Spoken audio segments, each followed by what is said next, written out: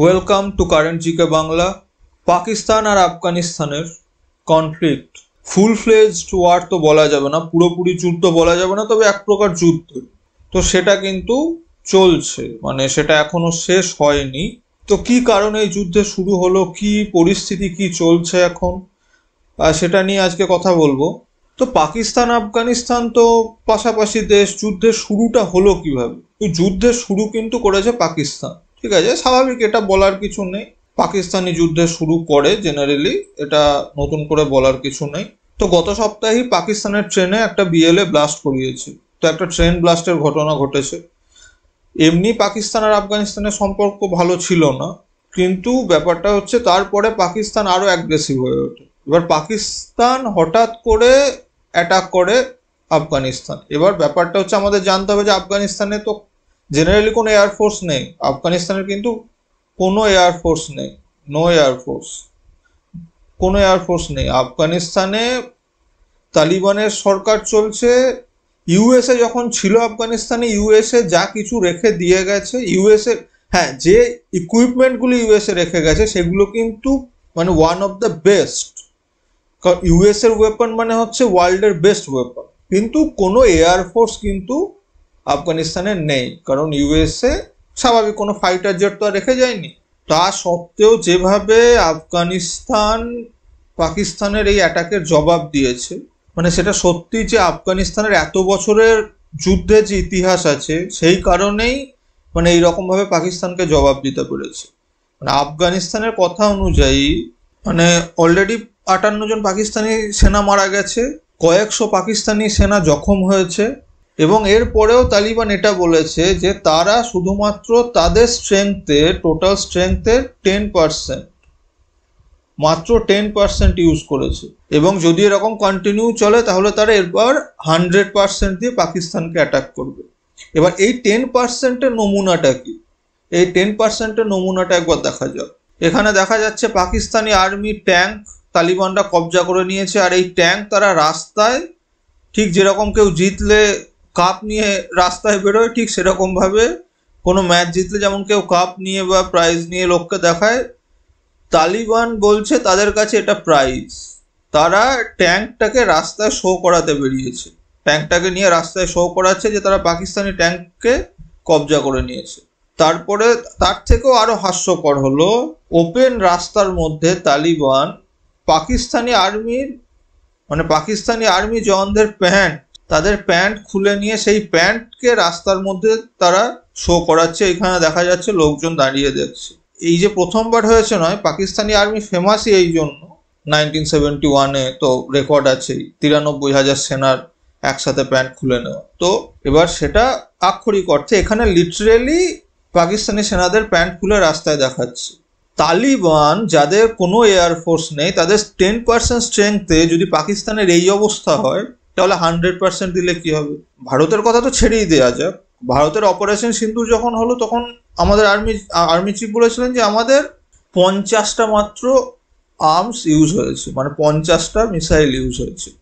মানে ভারতের টোটাল স্ট্রেংথে 0.1%ও নয়, 50টা মাত্র মিসাইল ইউজ হয়েছে। সেখানে মিসাইলে পাকিস্তানের এরকম অবস্থা হয়ে গেছে। মানে পাকিস্তান আর আফগানিস্তানের যুদ্ধ পর্যন্ত গড়ালো কি করে? তার কারণ হচ্ছে যখন তালিবান মানে আফগানিস্তানে যখন ক্ষমতায় এলো তখন তখন তো প্রাইম মিনিস্টার পাকিস্তানে ছিল ইমরান খানের পার্টির যারা মেম্বার তারা কি বলেছিল একবার দেখুন, Taliban will help free Kashmir. এইটা সেই সময়ের ইমরান খানের পার্টির একজন মেম্বার বলেছিল। মানে যখন তালিবান ক্ষমতায় আসে আফগানিস্তানে, ইমরান খান প্রচুর তারিফ, মানে পাকিস্তানে তো মানে উৎসব হয়ে গেছিল যে ব্যাস এইবার কাশ্মীর আমাদের হবে, আমাদের আর লড়তে হবে না, তালিবান আমাদের হয়ে লড়বে। ইমরান খান সেটাই বলেছিল। ইমরান খান প্রচুর প্রেস করেছিল যে মানে খুব ভালো হয়েছে তালিবান এসেছে, মানে প্রচুর প্রেস করেছিল, প্রচুর প্রশংসা করেছিল। কিন্তু মুশকিলের ব্যাপার হচ্ছে ওটাই, বুদ্ধি কম। পিপল টু পিপল কানেকশন বলে একটা জিনিস হয়। আফগানিস্তানের সাথে ভারতের সম্পর্ক পাকিস্তান তৈরি হওয়ার আগে থেকে আফগানিস্তানে এখনো পর্যন্ত ভারতের কয়েক বিলিয়ন ইউএস ডলারের ইনভেস্টমেন্ট আছে। স্কুল, হসপিটাল, ড্যাম, কত কিছু ভারত ওখানে বানিয়েছে, ভারতের ইনভেস্টমেন্ট আছে। এখন তো তালিবানের রাজত্ব চলছে, তাও এত এক্সট্রিমিস্ট। ভারতের যদি কেউ যায়, আমরা প্রচুর ইউটিউব ভিডিওতে দেখেছি, তালিবান তাদেরকে ডেকে খাওয়ায়, তাদেরকে আপ্যায়ন করে। ভারতের সঙ্গে পাকিস্তানের ক্রিকেট ম্যাচ হচ্ছে, ভারত জিতেছে, আফগানিস্তানে সেটা নিয়ে রাস্তায় তালিবানরা উল্লাস করছে, সেটা দেখে স্বাভাবিক তাদের তো লাগবেই।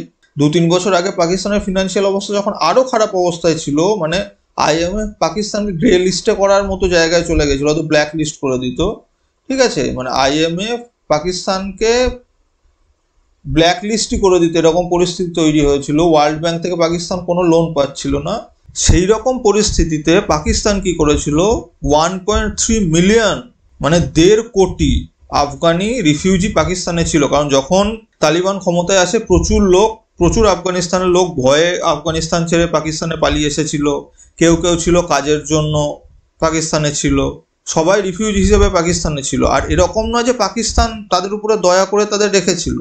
পাকিস্তান এই 1.3 মিলিয়ন রিফিউজিকে দেখিয়ে তাদের ভরণ পোষণের জন্য ওয়ার্ল্ড ব্যাংক থেকে প্রত্যেক বছর billions of dollars world bank থেকে নিত। এবার তার 10%ও আফগান রিফিউজিদের কাজে লাগাতো না, সবটাই 90%ও পাকিস্তান খেয়ে নিত, বাকি হয়তো 5% 6% কিছু এদেরকে দিত। কিন্তু যখন ওয়ার্ল্ড ব্যাংক লোন দেওয়া বন্ধ করলো, IMF এর কাছে গ্রে লিস্ট মানে প্রায় ব্ল্যাক লিস্ট হওয়ার মতো অবস্থা, তখন তো পাকিস্তান এদেরকে দেখিয়ে যে টাকাটা আসছিল সেটা তো আস্তে আস্তে কমতে থাকলো। এবার স্বাভাবিক পাকিস্তান এদেরকে আর পুষতে পারছে না, কারণ পাকিস্তান এদেরকে তো আর দয়া করে এদেরকে ভালোবেসে তো আর রাখেনি।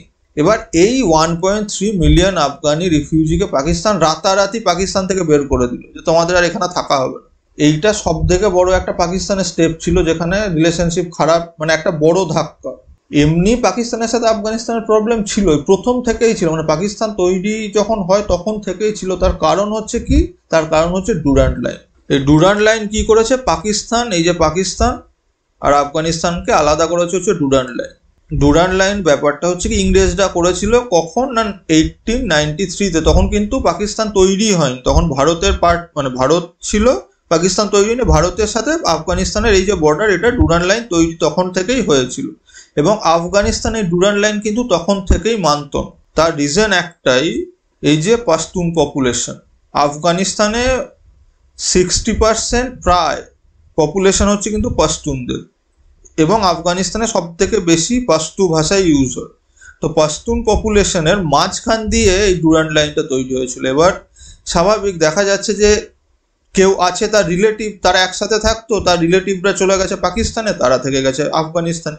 পাশতুন এদিকেও আছে, এদেরও আছে, এদিকেও আছে, মানে পুরো পাশতুন পপুলেশনের মাঝখান দিয়ে ডুরান্ড লাইন তৈরি হয়েছে। তো এই ডুরান্ড লাইনের মধ্যে দিয়ে ট্রেড হতো এখানে, মানে ডুরান্ড লাইনে ফেন্সিং কিন্তু হয়নি। হঠাৎ করে পাকিস্তান, মানে সেকেন্ড সব থেকে বড় দেখো, হঠাৎ করে পাকিস্তান এখানে ফেন্সিং করতে শুরু করে। কয়েক বছর আগেই, এটা তালিবান আসার পরই পাকিস্তান এটাকে ফেন্সিং করতে শুরু করে, এখানে ফেন্সিং করতে। এবার স্বাভাবিক, মানে ফেন্সিং যদি শুরু হয় হঠাৎ করে, এখান থেকে ট্রেড বন্ধ হয়ে যাবে। তখন থেকেই কিন্তু প্রথম ক্ল্যাশ শুরু হয়। তখনই এই পাকিস্তান যা এখানে মানে ফেন্সিং করছিল, আফগান তালিবান কিন্তু সেই ফেন্সিং ভেঙে দেয়। এবার আফগান তালিবানের ডিরেক্ট সাপোর্ট আছে বালুচিস্তানের BLA কে, আর একটা বড় সাপোর্ট করে, that is TTP, Tehrik-e Taliban Pakistan.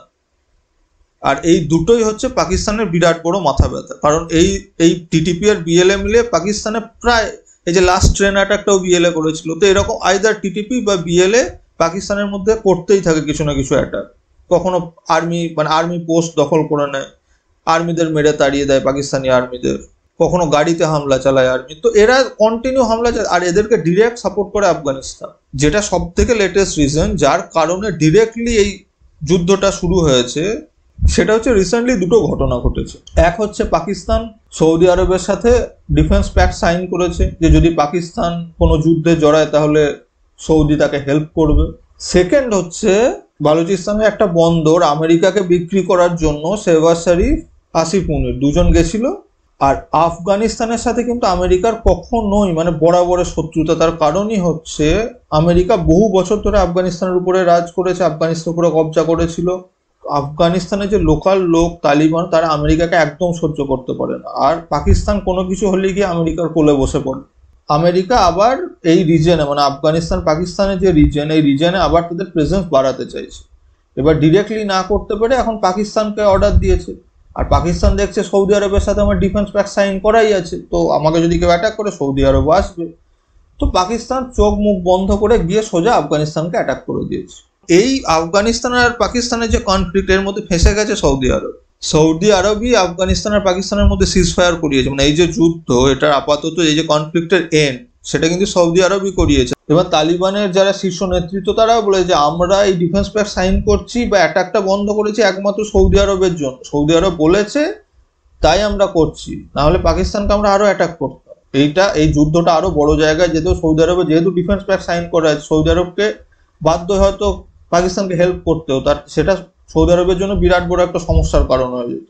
তো এবার সেই কারণে সৌদি আরবের জন্যই এই দুজনের মধ্যে আপাতত এই যে কনফ্লিক্ট সেটা হোল্ডে আছে।